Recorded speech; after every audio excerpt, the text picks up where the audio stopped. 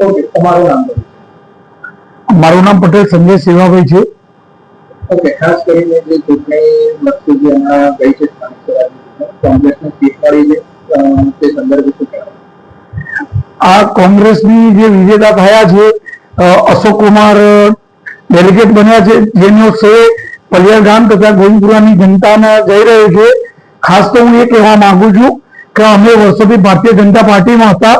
આજે ભારતીય જનતા પાર્ટી આવડી મોટી પાર્ટી થઈને કોઈ કોંગ્રેસના એક્સ એમએલએ કે જે કોંગ્રેસના એક્સ એમએલએના કહેવાથી જો ટિકિટોનું વિતરણ થતું હોય અને એક્સ એમએલએના ગામમાંથી પણ અમે આજે કોંગ્રેસ વિજય થતું હોય તો ખૂબ નામોશીની વાત કહેવાય.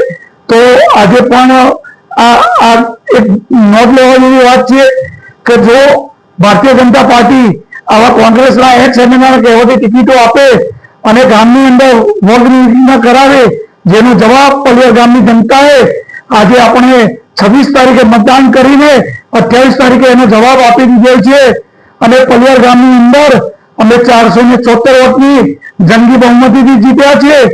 આ જીતનો જસ પલિયાર ગામની જનતાને જાય છે. આજે જયારે આ વિજય થયા છે એનો જસ પલિયાર ગામ ઉપર જાય છે અને સત્યની વિજય થયા છે, સત્યની જીત થઈ છે. સત્યની હંમેશા જીત થાય છે. બસ એ જ હું કહેવા માંગુ છું. તમામ જનતાને હું દિલથી આભાર કહેવા માંગુ છું અને ભારતીય જનતા પાર્ટીને પણ હું કહેવા માંગુ છું કે આવી રીતે કોઈ એક્સ એમએલએના કહેવાથી તમે કોઈ ટિકિટના સોદાબાજી ના કરો ભવિષ્યમાં, એ હું કહેવા માંગુ છું. તો ખાસ કરીને આગામી 5 વર્ષ માટે તમારું કેવું શાસન રહેશે, કઈ પ્રકારની રણનીતિ રહેશે? આગામી 5 વર્ષની અંદર અમે પલિયાર ગામના વિકાસના કાર્યો કરીશું. અમે આજની ટેકનોલોજી પ્રમાણે અમે વોટ્સઅપ ગ્રુપમાં દરેક જનતાને જોડીશું અને કોઈ પણ જનતાના પ્રશ્નો અમે વોટ્સઅપ ગ્રુપની અંદર લઈશું, જેથી અમારો સીધો સંપર્ક થઈ શકે જનતા સાથે. તેની સાથોસાથ અમે ગ્રાન્ટ માટે જ્યાં જવું પડે ત્યાં જઈશું, ગામમાં ગ્રાન્ટ લાવીશું. તેની સાથે અમારો પલિયાર ગામ એનઆરઆઈ ગામ છે, તો આ એનઆરઆઈ ગામની અંદર અમે એનઆરઆઈ દાન લાવીને પણ ગામનો સર્વાંગી વિકાસ કરવા માંગીશું.